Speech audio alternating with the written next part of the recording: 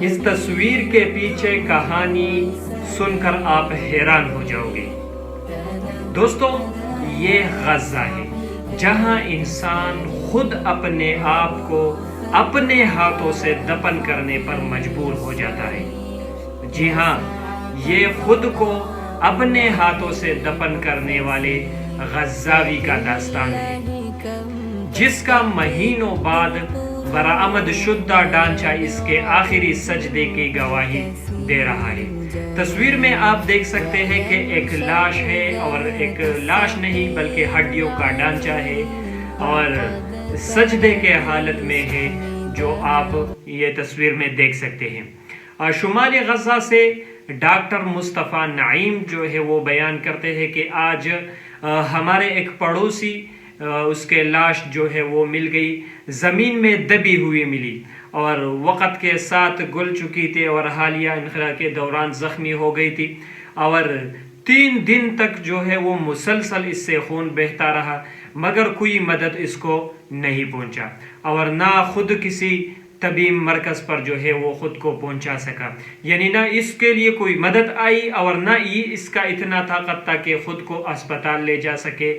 تو ذرا تصور کیجئے 3 دن اور صرف بہتا ہوا خون، 3 دن نہ کوئی ایمبولینس، نہ کوئی بچاؤ کی کوئی راہ، نہ کوئی مدد کرنے والا اور نہ ساتھ دینے والا کوئی انسان۔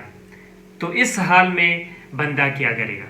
پھر سے سنیے، 3 دن بہتا ہوا خون، نہ کوئی ایمبولینس، نہ کوئی ہسپتال، اور نہ ساتھ میں تکلیف شیئر کرنے والا کوئی انسان۔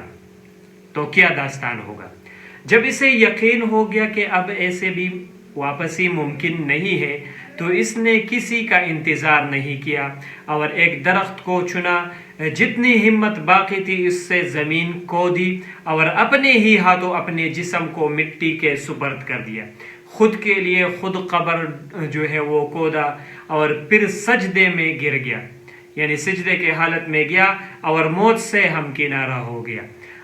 اپنے اہل خانہ کے لیے آخری نشانی چھوڑ گیا اپنے انگوٹھی، ایک باریک تار کے ذریعے جو ہے وہ باندھا اور ایک ننھے شاخ کے ساتھ جو ہے وہ اسے لٹکا دیا، جو کہ آپ ایک تصویر کے ذریعے وہاں پر ملاحظہ کر سکتے ہیں۔ گویا یہ خاموشی سے کہہ رہا ہو، اگر تم لوٹو تو مجھے یہی پاؤ گے۔ آج نہ کوئی آواز ملی، نہ کوئی چہرہ، بس ہڈیاں ملی، اور وہ بھی سجدے کی حالت میں۔ دوستو، اہل غزہ کے لیے دعاؤں کی خصوصی درخواست ہے آپ لوگوں سے۔ جزاک اللہ خیرہ۔